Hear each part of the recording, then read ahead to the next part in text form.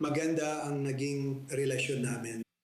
Marami na kaming pinagsamahan sa mga transaksyon. Masaya ako na makita na napirmahan na natin ito. Lahat ng papeles ay napirmahan na. At bahagya na nabuksan ng kipot. Alam mo naman, naghahanap pa sila ng ilang mga mina na natagpuan na nila. Sa totoo lang, nagsisimula ng lumabas ang mga barko ngayon at sa Biyernes, tuluyan na itong mabubuksan. Maganda ang samahan namin ng Iran, pero iba na ang namumuno ngayon. Alam mo na, wala na ang unang at pangalawang grupo.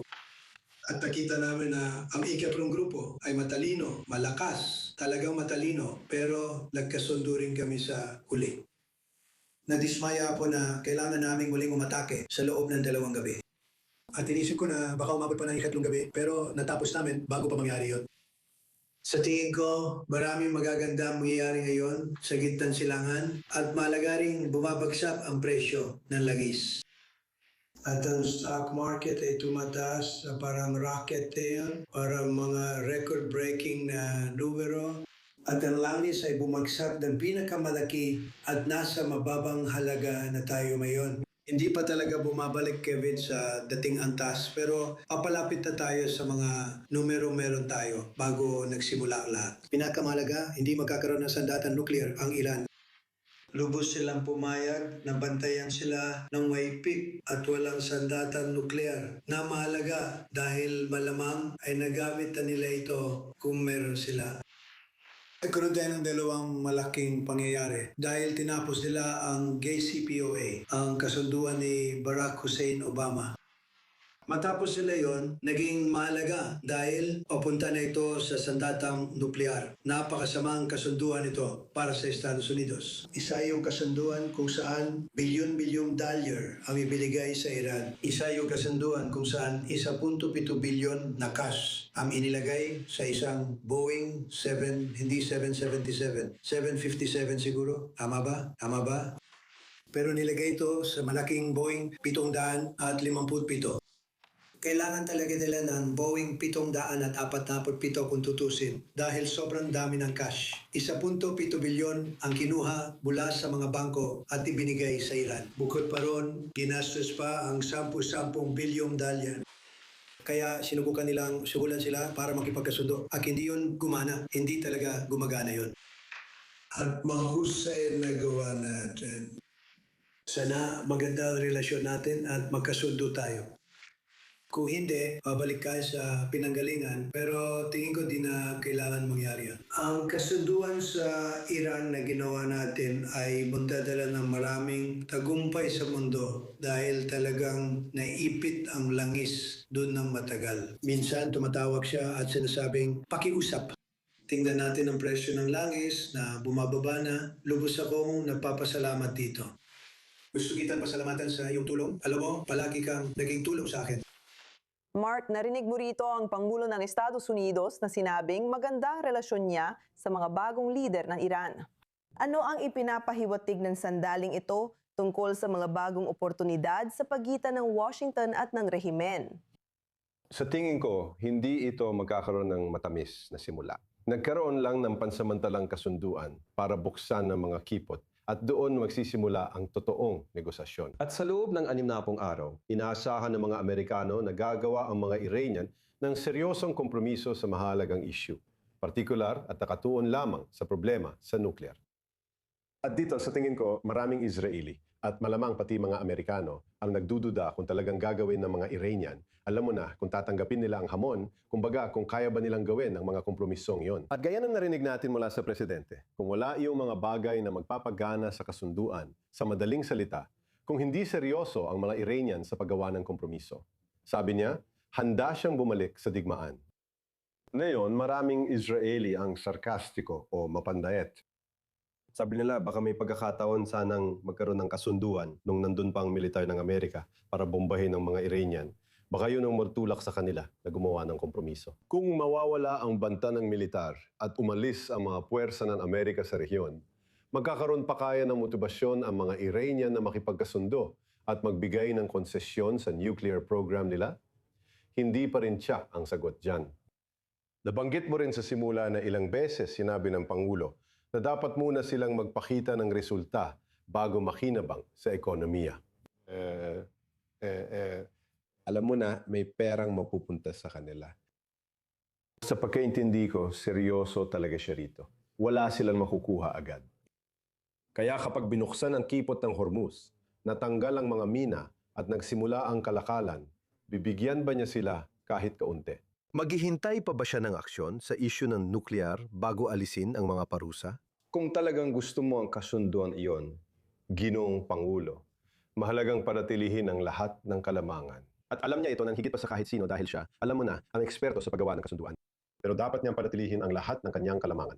Sa madaling salita, dapat niyang panatilihin ang kanyang mga puwersang militar sa lugar, handa at nakaabang, handang umatake kung kinakailangan. Dapat niyang ipagpatuloy ang pressure sa ekonomiya hanggat kaya niya. At baka makuha niya ang kasunduang gusto niya. Sa usapin ng pressure militar, ipakikilala ko ang isa pang panauhin para magbigay ng dagdag na pananaw. Kasama natin ngayon si Van Hipp, Chairman ng American Defense International Inc. at dating Deputy Assistant Secretary ng US Army. Van, sa tingin mo, anong pressure na militar ang dapat panatilihin ng Estados Unidos habang may negosasyon? Ano ang pwedeng tanggalin at ano ang dapat manatili sa rehiyon para manatiling tama ang landas ng Iran at magpatuloy ang mga pag-uusap? Oo, maganda ang tanong na yan. Sa palagay ko, si Deputy Prime Minister ng Luxembourg na si Xavier Bekele ang pinakamaayos. Mahaba pang panahon bago mag-Biyernes. Sa tingin ko, si Pangulong Reagan ang nagpasikat ng kasabihang Ruso na magtiwala pero tiyakin. Alam natin kung sino ang kaharap natin. Alam nating hindi mapagkakapiwalaan ang rehimeng ito, kaya mahalaga ang beripikasyon at inspeksyon. Yumanga ako kay Rafael Grossi, ang direktor ng IAEA. Siya ang talagang nagbabala na may ginagawang masama na naman ang mga Iranian noong Pebrero. Tungkol sa IAEA, hindi natin ito ginawa noong 2015, kaya tingin ko dapat natin itong igiit na yon. Kailangan nating magkaroon ng mga Amerikano sa mga inspection team na yon. Ang mga nagbabayad ng buwis sa Amerika ang naglalaan ng 25% ng pondo para sa IAEA, doble kaysa sa anumang ibang bansa. Kailangan nating magkaroon ng mga Amerikano sa mga inspection team na yon. At pagdating sa militar ng US, walang duda, kailangan nating panatilihin ang sapat na lakas militar sa rehiyon.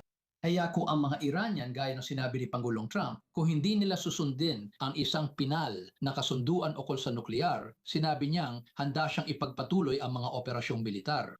Dapat nating tiyakin na sapat ang ating kakayahang militar sa rehiyon para agad tayong makakilos pagkatapos. Kung may sapat na kakayahang militar, ibig bang sabihin ay mananatili lang sa mga base militar ng Amerika sa mga estado sa Gulpo? O kasama ba rito ang pagkakaroon ng ilan sa mga aircraft carrier na nananatili pa rin doon, pati na rin ang ilan sa mga barko ng US Navy na nasa Strait of Hormuz? Sa tingin ko yan ang tanong na itatanong ng Pangulo kay Raising Cane, Chairman ng Joint Chiefs of Staff, para bigyan siya ng danong impormasyon. Ilan bang carrier strike groups ang kailangan natin sa rehiyon kumpara sa meron tayo ngayon at kumpara sa mga base na meron tayo? Gusto ko ring sabihin ito tungkol sa ilang tinatawag nating NATO allies. Nakakatawang makita na yung mga dati namang nagtago at di kasama sa operasyon, na yon ay nagsasabing may puwersa sila sa reyon at gusto nilang tumulong. Sa tingin ko si Pangulong Kennedy ang nagsabi na ang tagumpay ay may libong ama at ang pagkatalo ay ulila. Sa tingin ko, gusto kong makita si Pangulong Trump na sabihin sa mga tao na magkita tayo sa rehiyon sa Biyernes. Kailangan naming makita kayong tumutulong magtanggal ng mga mina sa Strait of Hormuz. Ipagtrabaho natin sila. Paano naman ang mga estado sa Gulpo? Posible bang may bagong estratehiya sa susunod na hakbang? Alam na nila ang depensa ng US, ngunit bukas pa rin sa pag-atake mula Iran ang kanilang mga bansa at daanan ng tubig. Posible bang mga dagdag ng armas ang mga bansang ito? Maaring magkaroon ng paligsahan ng armas sa Gulpo? Ngayon, Nicole, sa palagay ko, ang mahalaga dito ay kung ano ang nagawa ng Pangulong ito na hindi nagawa ng mga naunang Pangulo, lalo na ang pagsasama ng ilang bagay. Kung titignan mo ang mga ginawa niyang hakbang para makatulong na matiyak na hindi magkakaroon ng sandatang nuklear ang Iran. Kung titingnan ang ginawa niya sa Board of Peace, mahaba pa ang lalakbayin. Pero may 25 bansa nang pumirma rito. Ang Board of Peace at ilang bansa ay magpapadala ng tropa para sa stabilization force, habang ang Ehipto at Jordan ay tutulong sa pagsasanay. Tingnan mo ang nagawa ng Pangulong ito sa Abraham Accords. Sinabi rin niyang gusto niyang pumirma lahat ng iba pang Arabong bansa ng sabay kapag natapos ito. Kung titignan ng tatlong iyon, naniniwala akong may nagawa ang Pangulong ito na di nagawa ng iba. Dinawa niyang prioridad ang pangmatagalang kapayapaan sa gitnang silangan at binigyan tayo ng balangkas. Pagpalain siya ng Diyos. Sa Strait of Hormuz, Van, ayon sa ilang security sources, maaring abutin pa ng 40 to 50 araw bago tuluyang malinis ang mga mina para makatiyak ang insurance at shipping companies na langis na ligtas na makadaan. Ano sa tingin mo ang magiging papel ng militar ng US para matiyak ang kaligtasan ng mga barkong dadaan sa Strait of Hormuz? Isa sa mga lumabas kagabi sa isang panayam na ibinigay ng Pangulo sa isang US network ay nagbunyag siya ng isang bagay na hindi pa naibubunyag noon. At iyon ay kung paano tinutulungan ng mga barko ng US at ng ating Navy ang ilang oil tankers na makatawid sa Strait of Hormuz. Malaki ang naging epekto nito para hindi tumaas ang presyo ng langis. May kakayahan tayong alisin ang mga mina sa rehiyon gamit ang mga minesweeper. Dito ko titingnan ng mga kaalyado. Halimbawa, sinabi ng Hapon na gusto nilang tumulong at naapektuhan sila sa langis at enerhiya. Marayo sila ang may pinakamagandang teknolohiya sa pag-aalis ng mga mina sa buong mundo. Gamitin natin sila. Sabi ng Pransya, gusto nilang tumulong ngayon. Sabi ng Inglaterra, gusto rin nilang tumulong. Gamitin natin sila sa Strait of Hormuz para tumulong sa paglilinis at pagtanggal ng mga mina. Van Hip, masaya kaming makasama ka ngayon sa I-24 News English. Salamat sa iyong kaalaman.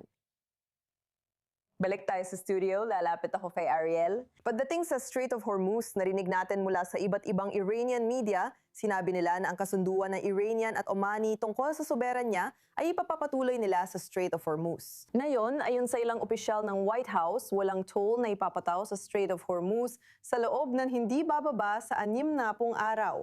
Ano ang kahulugan nito para sa Iran na gustong mapanatili ang kanilang leverage sa internasyonal na daang tubig na ito? Oo, kinumpirma ng Iran na walang ipapataw na toll. Magpapataw sila ng bayad para sa serbisyo. Binababago nila ang pangalan para hindi sumalungat sa Estados Unidos. Malinaw na alam natin na palabas lang ito at susubukan pa rin nilang ipakita ang kanilang kapangyarihan sa Strait of Hormuz para ipakita sa mga kalapit bansa nila na sila ang may kontrol. Pagkatapos nilang gawin yon, parang kinuha nila ang kontrol o ginamit ang banta na kinatatakutan ng mga bansa sa rehiyon sa loob ng mga dekada. At nagpasya silang tawirin ng Rubicon o tawirin ng Strait at kunin ang kontrol sa Hormuz. Ito ay isang bagay na ayaw nilang basta-basta bitawan kahit pa sabihin ng Estados Unidos na isusuko nila ang kontrol. Kaya naman sa isang banda, gusto rin nilang ipakita sa kanilang mga hardliner na taga-suporta na sa hindi ko maintindihan na dahilan ay tumututol sa kasunduang ito. Kahit na ang parehong hardline na pakpak ng IRGC ang tila nag-aproba ng kasunduang ito. Paano ilagay muna natin yan sa isang tabi ngayon? Hindi lang nila gustong ipakita na sila ang may control sa Strait of Hormuz, kundi gusto rin nilang magbigay ng senyales sa rehiyon at sa pandaigdigang ekonomiya na sa hinaharap. Kaya at handa nilang muling ipatupad ang buong kontrol at isara ito anumang oras na gusto nila. Gusto rin nilang ipakita na ginamit na nila ang doomsday card na ito, pero meron pa silang isa pang ganitong card na maaari nilang gamitin sa hinaharap. Taliwas ba ito sa pahayag ng Estados Unidos? Oo, pero dapat pa nating suriin ang mga detalye ng kasunduan. Oo, talagang kailangan nating maghintay at tingnan ang mga susunod na mangyayari. Ariel Oseran, salamat sa mga update na ito.